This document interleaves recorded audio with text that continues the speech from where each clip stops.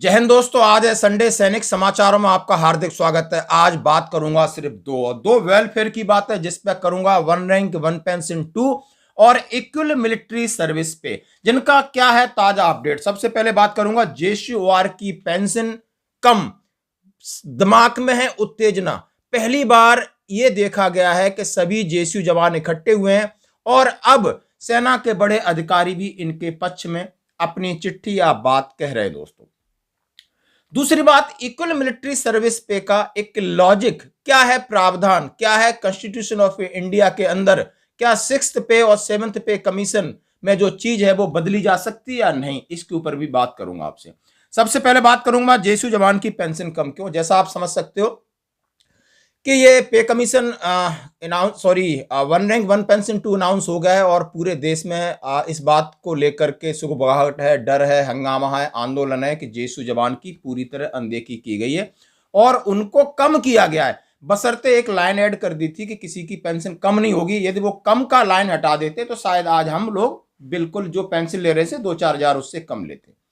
इसी मद्देनजर रखते हुए आप देख सकते हो जो एक संगठन के चीफ हैं, जो इसका कोर्ट में केस लड़ते, उन्होंने माननीय रक्षा मंत्री जी और प्रधानमंत्री को चिट्ठी लिखा है। आप सुनकर के हैरान हो जाओगे। The pension reduce of JCOR with effect from 1 July 2019। This discrepancy has agitated mind of JCU. As per government policy, pension of JCOR to be calculate at national maximum of rank and group, immediate intervention of honourable PM and RM requested. उन्होंने कहा agitated माने दिमाग में उत्तेजना है, गुस्सा है, जोश है, रोष है। किस बात का है कि हमारा साथ इतना बड़ा, आप समझ सकते हो कि OROP, one rank one pension संशोधन, हमें इतना एरियर मिलेगा। सब लोग कितने खुशी खुशी खुशी खुशी रोडों पर थे, कोर्ट पे गए थे, सब ने लगाया। जब निकला, गवर्नमेंट ने किया हजारों, 22,000 करोड़, 24,000 करोड़, लेकिन निकला और मिला क्या? कुछ भी नहीं। आज के इस महंगाई के युग में क्या दिया? कुछ नहीं दिया। लेकिन आपने दिया, जहां देना था वहां आपका पहुंचा नहीं है, आप देख सकते हो। और ये मामला इसमें लिखा है, if they claim good governance, यदि भारत सरकार कहती है कि हम बहुत अच्छी सरकार चला रहे हैं, तो उन्हें इस बात को ध्यान रखना होगा कि इनकी अनदेखी हुई है, इनके साथ जाती हुई है, इनके साथ बिल्कुल दुराचार भी मैं बोल सकता हूं कि आज ये रोडों पर है, सड़कों पर है, सोशल मीडिया के जरिए। लेकिन दोस्तों ये बात जरूर बदलेगी, क्योंकि अब बहुत बड़ा पीक पर है ये आंदोलन। हर चाहे सोशल मीडिया को लेकर, रोडों पर ले लो, सरकार समझ गई है कहीं ना कहीं उससे चूक हुई है जल्दबाजी में, और शायद ये इसका सुधार होगा। और पेंशन अपनी टेबल नंबर 7 है, उसमें जरूर अमेंडमेंट आपको देखने को मिलेगा।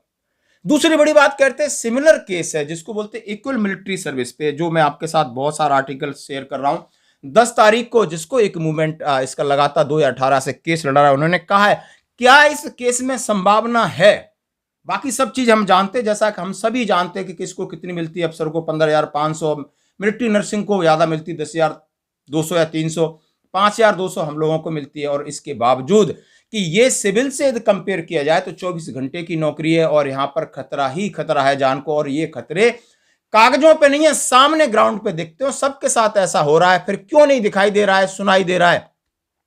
बात बहुत सारी कहने के बाद कंक्लूजन पे आता हूं, क्योंकि 10 फरवरी 2023 का जो कंक्लूजन में लिखा है, in the case was listed on hearing eight court number 248, the plead and argument as in progress during the hearing session. It is a fact that the MSP of Afsar and JSOR has been decided based on the report of 6th pay and 7th pay commission. Now question is that considering article 226 of Constitution of India, it is possible to conduct judicially of review report of the pay commission or not.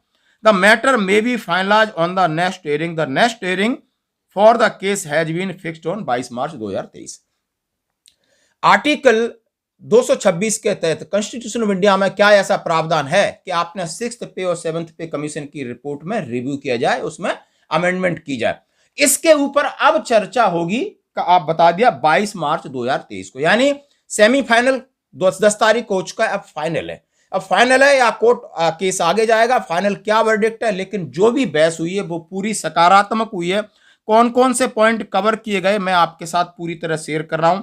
English में आप समझ सकते हो बहुत आसानी से।